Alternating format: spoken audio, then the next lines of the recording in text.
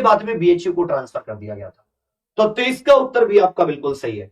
राजा राममोहन राय ने किस बंगाली अखबार की स्थापना करने के साथ साथ उसका संपादन भी किया था? किस बंगाली अखबार की स्थापना के साथ साथ उसका संपादन भी किया था? सोचिए, राममोहन राय, राममोहन राय। मिरातुल अखबार कौन सी पत्रिका से संबंधित है? इन्हीं में एक साथी मिरातुल अखबार भी है, इन्हीं में मिरातुल अखबार भी है, ये भी इन्हीं का है। 1828 में ब्रह्म समाज की स्थापना, 1828 में। उससे पहले 1815 के आसपास आत्मीय सभा की स्थापना कर चुके थे। आत्मीय सभा की एकेश्वरवाद में यकीन करते थे, भारतीय नव जागरण के जनक भी कहे जाते हैं। केसरी और मराठा, ये तो लोकमान्य तिलक जी के थे। युगांतर बंगाल का क्रांतिकारी, संवाद कौमुदी, इससे कौन संबंधित है? राजा राममोहन राय संबंधित है। संवाद कौमुदी से राजा राममोहन राय। केरल में मालाबार अथवा मोपला विद्रोह, यह साथी आपका बहुत ज्यादा पूछा जाता है। गांधी जी ने इस मोपला विद्रोह को शांत करने की बहुत ज्यादा कोशिश भी की है, तो वही आपको बताना है, मोपला विद्रोह। और ये जब आप लोग अच्छे से सत्याग्रह, नॉन कोऑपरेशन, असहयोग मूवमेंट पढ़ोगे, असहयोग आंदोलन, तब आपको समझ में आएगा। असहयोग आंदोलन तब आपको साथी समझ में आएगा। बिल्कुल सही, यह उस समय की बात है जब खिलाफत आंदोलन, उसके बाद में असहयोग आंदोलन 1921। 1928 में आपको बारदोली सत्याग्रह मिलेगा। बारदोली सत्याग्रह, बारदोली सत्याग्रह। 25 का उत्तर ए आपका बिल्कुल सही है। संविधान सभा के प्रथम अध्यक्ष, ये अस्थायी अध्यक्ष भी थे, लेकिन बात प्रथम अध्यक्ष की हो रही है, प्रथम स्थायी की नहीं हो रही। टेम्पररी कौन थे? बी बाबा साहब की बात करें तो ये साथी संविधान की मसौदा समिति, संविधान की ड्राफ्टिंग कमेटी के अध्यक्ष थे। मसौदा समिति के अध्यक्ष, मसौदा या ड्राफ्टिंग कमेटी के अध्यक्ष बाबा साहब। राजेंद्र प्रसाद प्रथम स्थायी, प्रथम स्थायी, ओवरऑल सेकंड, क्योंकि पहले अध्यक्ष जो थे वो डॉक्टर सच्चिदानंद सिन्हा थे। जब 9 दिसंबर 1940 को पहली बैठक हुई तो उसकी अध्यक्षता डॉक्टर सच्चिदानंद सिन्हा ने की। यही पहले अध्यक्ष मनोनीत किए गए थे, सभा के सबसे बुजुर्ग व्यक्ति थे, तो इन्हीं को फिर चुनाव होते, फिर सर्वसम्मति से तय किया जाता है कि राजेंद्र प्रसाद जी स्थायी अध्यक्ष होंगे, लेकिन गिनती में देखें तो दूसरे। पहले कौन थे? डॉक्टर सच्चिदानंद सिन्हा। 26 का उत्तर सी आपका बिल्कुल सही है। संविधान की मूल संरचना, क्या हुआ कि प्रथम संविधान संशोधन 1951, अब सभी जानते भाग 20 अनुच्छेद 368 कहां से लिया? दक्षिण अफ्रीका से संशोधन। जब प्रथम संविधान संशोधन 1900, ये तो संविधान संशोधन से संबंधित है ना, 1951 में हुआ और 9वीं अनुसूची हमारे संविधान में दर्ज की गई। उसके बाद में कई बार ऐसा आया कि संविधान की जो मूल आत्मा थी, संविधान की ऐसी संरचनाएं, ऐसी विशेषताएं जिनको चेंज नहीं किया जा सकता। जैसे भारत एक लोकतंत्र देश है, भारत में संसदीय व्यवस्था है, भारत सेकुलर देश है, न्यायपालिका स्वतंत्र है। ये कुछ ऐसी विशेषताएं हैं जिन्हें चेंज नहीं किया जा सकता। लेकिन कई जैसे सज्जन सिंह केस और भी कई सारे केस आए, एक तरफ सुप्रीम कोर्ट कहता है कि भाई चेंज कर सकते हैं, एक तरफ कहता है नहीं कर सकते। तो साथ ही एक सबसे बड़ी बेंच बुलाई गई, 1973 की बात है, केशवानंद भारती केस में। और केशवानंद भारती केस में 1973 का सुप्रीम कोर्ट ने अपने आदेश में बेसिक स्ट्रक्चर ऑफ कॉन्स्टिट्यूशन या संविधान की मूल संरचना का सिद्धांत दिया कि आप फंडामेंटल राइट, आप चाहें तो संविधान की प्रस्तावना, संविधान के किसी भी भाग, किसी भी अनुच्छेद में परिवर्तन कर सकते हैं। लेकिन वो परिवर्तन कब तक हो सकता है? संसद संशोधन कर सकती है, लेकिन किस हद तक? उस हद तक कि जहां संविधान की मूल संरचना प्रभावित ना हो। कोई संशोधन असंवैधानिक है या नहीं है, ये इसी आधार पर तय किया जाएगा कि कहीं मौलिक संरचना का उल्लंघन तो नहीं हुआ। तो मौलिक संरचना का जो एक सिद्धांत है, ये साथी केशवानंद भारती के समाया 1973। 27 का उत्तर डी आपका बिल्कुल सही है। वर्तमान तक 105 संविधान संशोधन हो चुके हैं।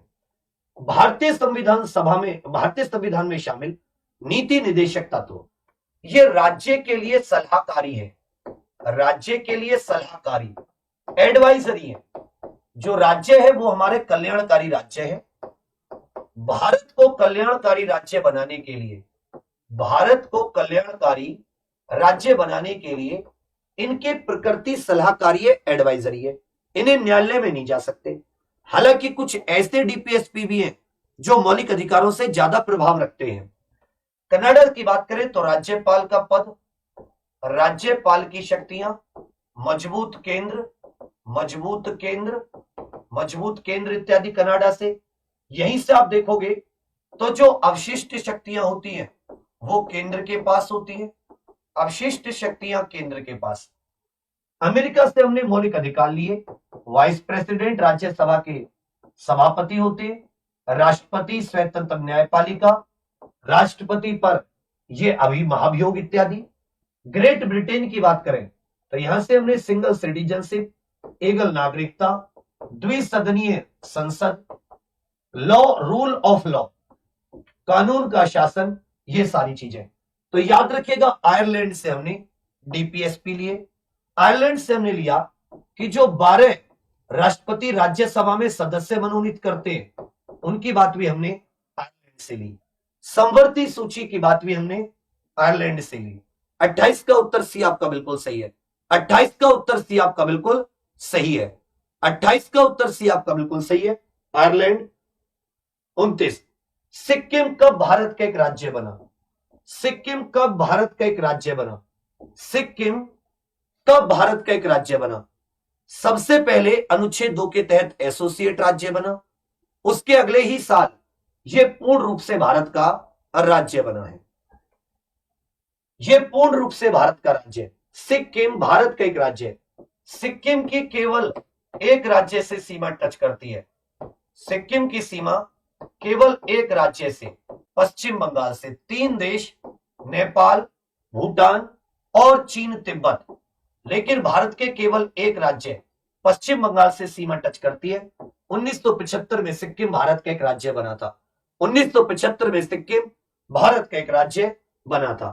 आपातकाल के समय किन अनुच्छेद को निलंबित नहीं किया जा सकता? आपातकाल जब अनुच्छेद 352 राष्ट्रीय आपातकाल लगा हो, नेशनल इमरजेंसी, तो अनुच्छेद 19 इत्यादि में मिली जितनी भी आपको स्वतंत्रताएं होती है, वाक, अभिव्यक्ति, इकट्ठा होने की, आने जाने की, तो ये सब ऑटोमेटिक ही आपसे ले ली जाती है, ऑटोमेटिक सस्पेंड हो जाती है। लेकिन ये जो अनुच्छेद है, ये इनमें मिली स्वतंत्रताएं, मौलिक अधिकार, जिसमें अनुच्छेद 21 प्राण एवं दैहिक स्वतंत्रता, अनुच्छेद 20 स्वयं के विरुद्ध गवाही, इन सब का जो अनुच्छेद 20 और 21, अनुच्छेद 20 और 21 ये सस्पेंड नहीं होते, ये निलंबित नहीं किए जा सकते। तो 30 का उत्तर ए आपका बिल्कुल सही है।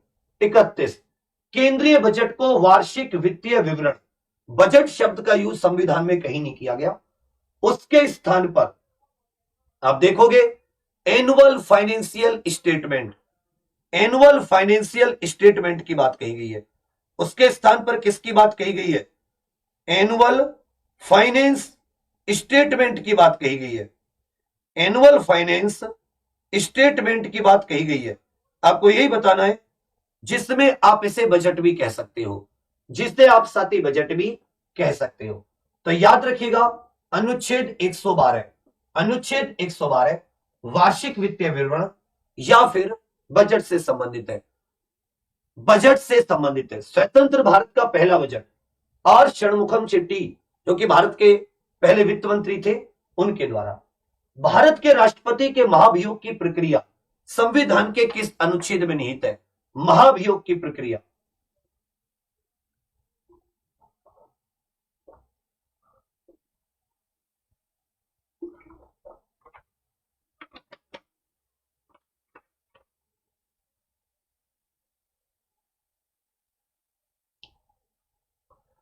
बेटी पढ़ो आराम से।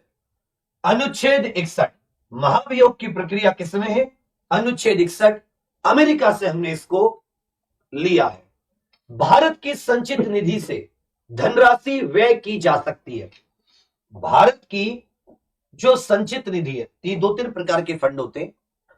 एक होती है साथी संचित निधि, कंसोलिड, जितना भी ये टैक्स वगैरह आपका होता है, जितना भी आप कह सकते हो, ये जितना भी आप सरकार को रेवेन्यू आता है, ये कंसोलिडेटेड फंड ऑफ इंडिया में चला जाता है।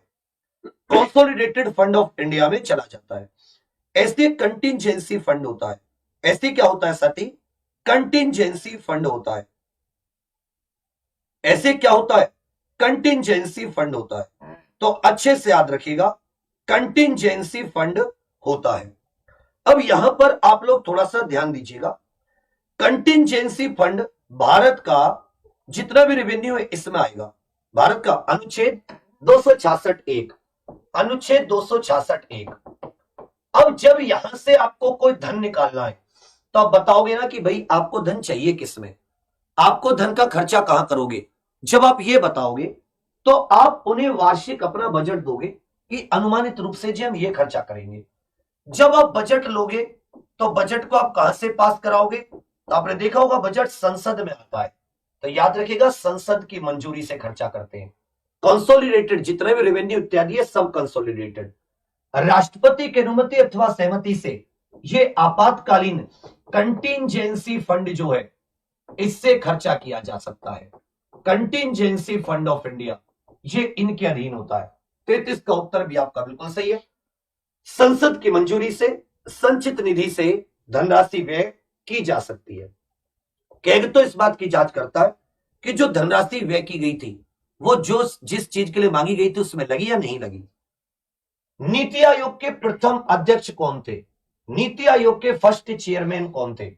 1 जनवरी 2015 को 1 जनवरी 2015 को किस आयोग के स्थान पर? योजना आयोग के स्थान पर। योजना आयोग के स्थान पर, योजना आयोग के स्थान पर national institution for transforming India नामक संस्थान, इसके जो अध्यक्ष होते हैं वो भारत के प्रधानमंत्री होते हैं, पीएम। जबकि इसके एक वाइस चेयरमैन होते हैं। वर्तमान में सुमन के बेरी हैं, वर्तमान में सुमन के बेरी। एक इसके डेली कामकाज के लिए सीईओ होते हैं जो वर्तमान में परमेश्वरन अय्यर है। कौन है? परमेश्वरन अय्यर। अब 2015 में जब इसका गठन हुआ तब प्रधानमंत्री मोदी जी थे, आज भी प्रधानमंत्री जी मोदी हैं। तो अभी इसके केवल एक ही अध्यक्ष हुए 2015 से अब तक, मोदी जी। तो प्रथम अध्यक्ष इसके कौन हुए? भारत के प्रधानमंत्री नरेंद्र मोदी जी। 34 का उत्तर डी आपका बिल्कुल सही है। 34 का उत्तर डी आपका बिल्कुल सही है। 35 झारखंड का राज्य फूल।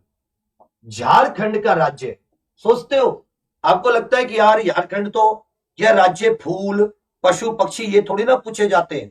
मैं आपसे फिर से कह रहा हूं कि आप मिशन वर्दी से किसी भी कीमत पर जरूर जुड़िए। 15 नवंबर साल 2000 की बात है, 15 नवंबर साल 2000 की बात है। फूल पूछा है आपसे, साल 2000, 15 नवंबर साल 2000 की बात है।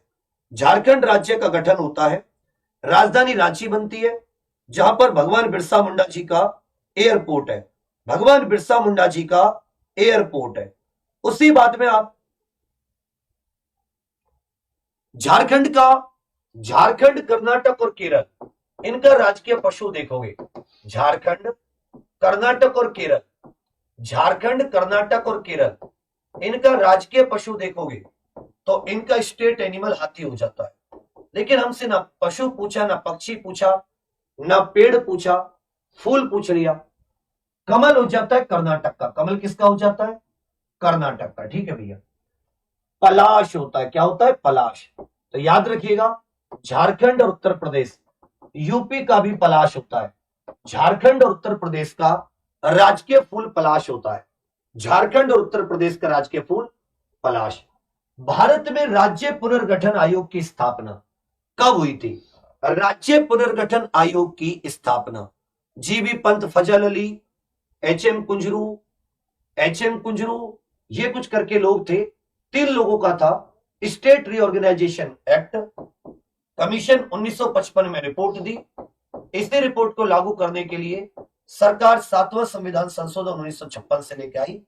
1 नवंबर से भारत के 14 राज्य, 6 यूनियन टेरिटरीज अस्तित्व में आई। 1953 में जब आंध्र प्रदेश को प्रथम भाषा के आधार पर प्रथम राज्य घोषित कर दिया, तब और भी कई सारे राज्यों की मांग उठने लगी। तब स्टेट रीऑर्गेनाइजेशन कमीशन की जरूरत महसूस हुई। तो 1953 में राज्य पुनर्गठन आयोग। पूर्ण सूर्य ग्रहण कब होता है? आप सोचो कि सूर्य आपको कब दिखाई नहीं देगा। अभी सूर्य ग्रहण हुआ था, ये सन है। यहां पर क्या जाए तो रास्ते में आ जाए, आपके रास्ते में कोई चीज आ जाए और पूरी तरीके से सन को ढक ले, तभी तो कहोगे। पूरी तरीके से सन को ढक ले, रास्ते में आ जाए। जैसे अब आप दिखाई दे रहे हो कैमरा, मैंने हाथ लगा दिए झा, अब मेरा चेहरा दिखाई दे रहा नहीं, रास्ते में हाथ आ गए तो पूर्ण चेहरा ढक गया। ऐसे ही अगर रास्ते में कोई चीज आ गई, चंद्रमा पृथ्वी से अधिकतम दूरी पर हो, चंद्रमा पृथ्वी की छाया में प्रवेश करे, सूर्य, चंद्रमा और पृथ्वी एक सीधी रेखा में हो, सूर्य, चंद्रमा और पृथ्वी, पहले सूर्य फिर चांद फिर पृथ्वी, सूर्य, चंद्रमा और पृथ्वी एक सीधी रेखा में ना हो, तो सोचो बेटा, मेरी मिशन वर्दी में एसएससी जीडी में खुद जीए में ही करा रहा हूं, जनरल अवेयरनेस। ये रोज शाम 4 बजे मिशन वर्दी में मैंने खुद अपने हाथ में लिए, राज्यवार कर रहे हैं। 6 साढ़े 6 घंटे की निश्चित लगातार क्लासेस। पैसे तो तुम 1000 रुपए बचा लोगे 999 में, लेकिन जब मैं 80 में से 72 75 क्वेश्चन हर एक शिफ्ट में दिखाऊंगा 6 साढ़े 6 घंटे लगातार से, तो अब तुम्हें समझ में आएगी वैल्यू। जब सूर्य, चंद्रमा और पृथ्वी एक सीधी रेखा में हो, सूर्य, चंद्रमा और पृथ्वी एक सीधी रेखा में हो, एक सीधी रेखा में है या नहीं है? अरे टम्पुओ, थोड़ा ध्यान दो। 37 का उत्तर सी। किस ग्रह का आकार पृथ्वी, और इस समय सबसे लंबी वो भी आती है, टाइड्स भी आती हैं, हाई टाइड, स्प्रिंग टाइड जिनको कह देते हैं। किस ग्रह का आकार पृथ्वी के आकार के निकट है? किसका आकार पृथ्वी के आकार के, आकार में पृथ्वी के जैसा है, आकार में पृथ्वी के जैसा है, close to the size of earth, close to the size of earth, close to the size of earth, close to the size of earth. कौन सा planet close to the size of earth है?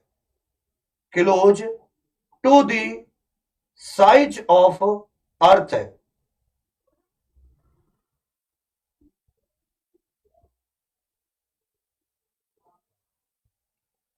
Close to the size of अर्थ।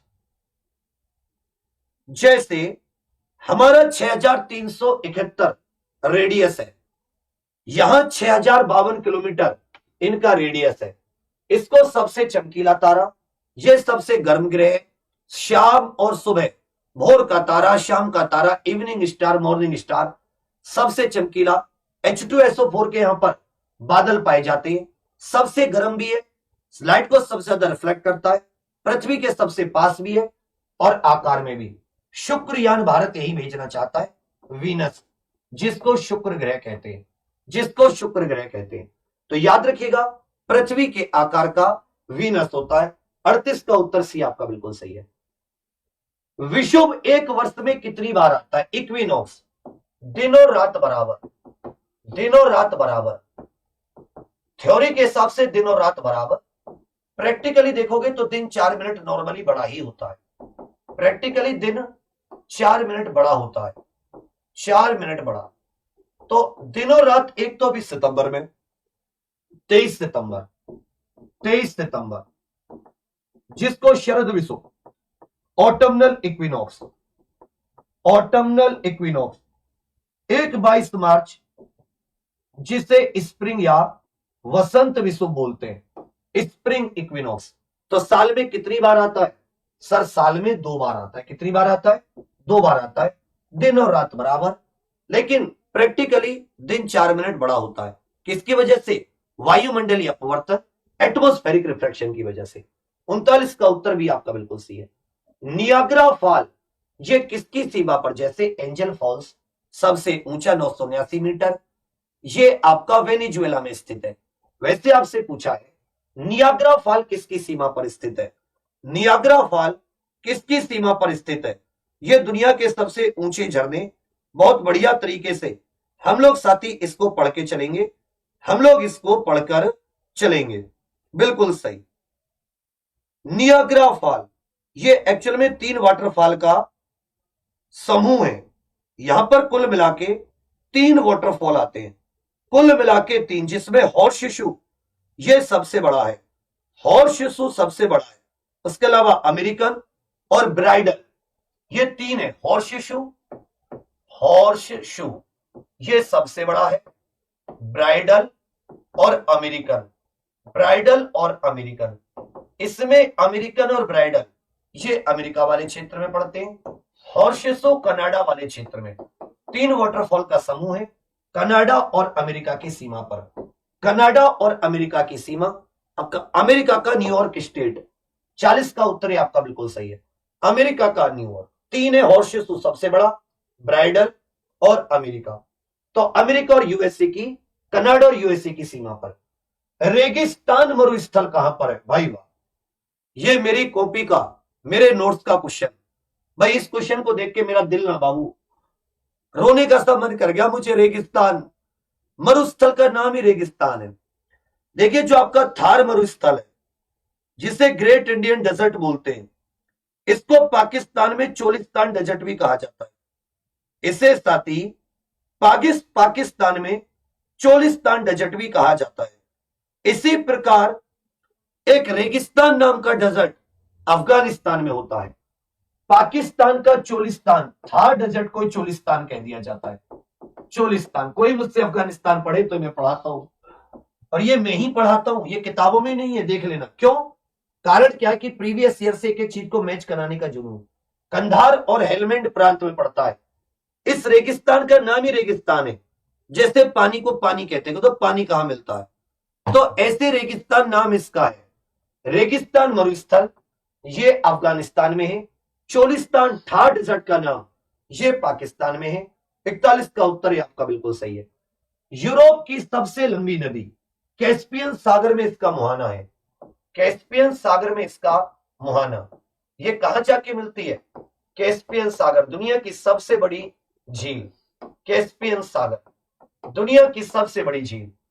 देखिए Danube नदी है तो 10 देशों से बहती है, दुनिया के सर्वाधिक देशों से बहने वाली ये हो जाती है डेन्यूब। जबकि यूरोप की सबसे लंबी वोल्गा। तो जैसे भी हम राज्यवार कर रहे हैं, उसके बाद में हम लोग महाद्वीप वाइज पढ़ेंगे, कॉन्टिनेंट।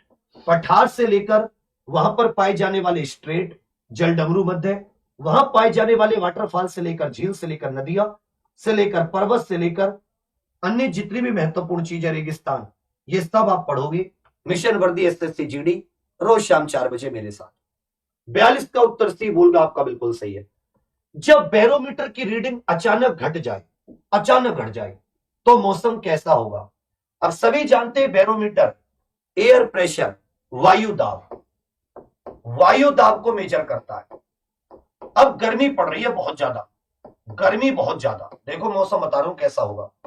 गर्मी बहुत ज्यादा, मई जून का महीना है, तब रहे हो जून जुलाई में एकदम, तब देखते हो आंधी ज्यादा आती है, गर्मी ज्यादा, हवा उठ जाती है ऊपर, लो प्रेशर एरिया हो जाता है, लो प्रेशर, अधिक लो प्रेशर।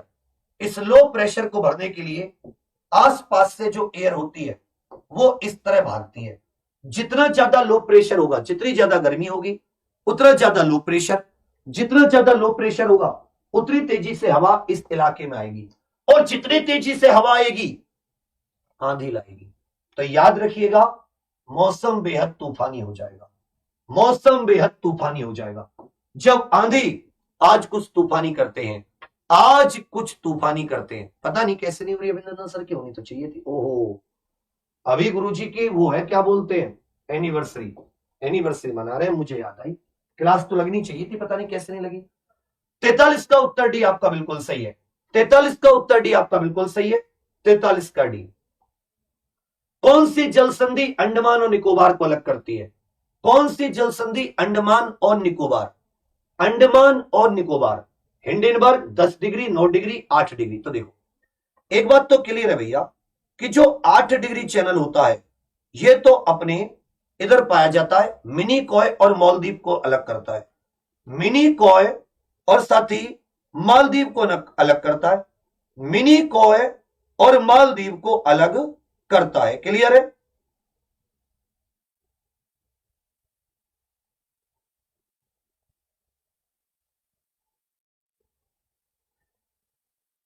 आठ डिग्री चैनल। जब हम लोग 9 डिग्री चैनल पर चले जाते हैं, जब हम लोग 9 डिग्री पर, तो ये लक्षद्वीप में ही आप देखोगे मिनी कॉय को बाकी से अलग करता है। तो ये भी आपका लक्षद्वीप समूह में अलग करता है। लक्षद्वीप 9 डिग्री। हिंडनबर्ग का इधर कोई मतलब नहीं है। 10 डिग्री जो है ये अंडमान को निकोबार से अलग करता है। यहीं पर डंकन स्ट्रेट भी आएगा जो ग्रेट नॉर्थ को साउथ से अलग करेगा, नॉर्थ अंडमान को साउथ अंडमान से। 8 डिग्री मिनिकॉय द्वीप ये मालदीव को अलग करेगा, ये मालदीव को अलग करेगा। 44 का उत्तर सी आपका बिल्कुल सही है। 10 डिग्री अंडमान और निकोबार। भारत से अधिकतम दूरी पर क्या है? भारत से अधिकतम दूरी पर, दिमाग काम करेगा तुम्हारा यहां पर। ये ऐसे क्वेश्चन है दिमाग के, ऐसे जीडी नहीं निकलेगा इस बार। एक और चीज बता दूं, आज उड़ीसा खत्म करेंगे। इस हफ्ते हम लोग मिशन वर्दी में साथ ही सारी की सारी तो यूटी कर लेंगे। 8 की 8 यूटी, ठीक है। 8वां 9वां 10वां 11वां 11 राज्य कर लेंगे, 11 राज्य कंप्लीट कर लेंगे। 11 राज्य 8 यूटी। उसके बाद में 10 राज्य बचेंगे जो छोटे छोटे अगले हफ्ते में कंप्लीट कर लेंगे। मतलब ऐसा समझो 25 तारीख तक ये राज्य हम लोग कंप्लीट कर लेंगे। उसके बाद में 5 दिन में सारे पड़ोसी देश, सारे पड़ोसी देश, ठीक है भैया। उसके बाद में 7 दिन में सारे महाद्वीप, सारे महाद्वीप। उसके बाद में जो शुरू होगा मेरे बच्चे, उसके बाद में शुरू होगा भारत का संगीत। कला वगैरह तो मैंने इसी के साथ करा दी। भारत का संगीत, खेल, पुरस्कार, करंट अफेयर चल ही रहा है हमारा, करंट साथ में चल रहा है। और जब ये सारी चीजें कंप्लीट हो जाएंगी उसके बाद में रिवीजन। 25 दिसंबर तक तो ऐसा हो जाएगा कि धुएं उड़ा दोगे। बस तुम लोगों को क्लास मत छोड़ना, एक एक चीज के नोट बनाकर एक क्लास लेना। अब देखो उत्तरी ध्रुव 90 डिग्री नॉर्थ में, 90 डिग्री नॉर्थ। आर्कटिक वृत्त ये आपका 66.5 डिग्री उत्तर में है, 66.5 डिग्री उत्तर नॉर्थ। मकर रेखा 23.5 डिग्री साउथ में है। दक्षिणी ध्रुव ये 90 डिग्री साउथ में। भारत कहां पर है वो मैं बता रहा हूं। ये 0 डिग्री हो गया। भारत यहां पर है 8 डिग्री 4 मिनट से 37 डिग्री 6 मिनट तक। अब यहां देखो, यहां से 90 डिग्री भी पास है, यहां से 66.5 डिग्री भी पास है, 23.5 डिग्री और दूर है, और 90 डिग्री साउथ तो और ज्यादा दूर है। यहां से यहां तक चलना पड़ेगा। 111 किलोमीटर दूरी होती है।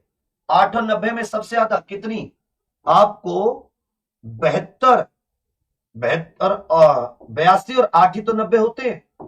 82 गुणा 111 किलोमीटर कितना चलना पड़ेगा? लगभग आप ऐसा सोचो 8000 किलोमीटर से ज्यादा। इसका मतलब दक्षिणी ध्रुव सबसे दूर है, दक्षिणी ध्रुव सबसे दूर है। दिमाग लगाया, दक्षिणी ध्रुव सबसे दूर है भाई। 1 डिग्री अक्षांश में लगभग 111 किलोमीटर का अंतर होता है। हम लोग 8 डिग्री से चलेंगे कहां तक? 90 डिग्री साउथ तक। तो दक्षिणी ध्रुव सबसे दूर है। बहुत ही प्यारा क्वेश्चन, ऐसे याद नहीं होगा, कितना भी याद कर लोगे तब भी दिमाग लगाना पड़ेगा, तब भी दिमाग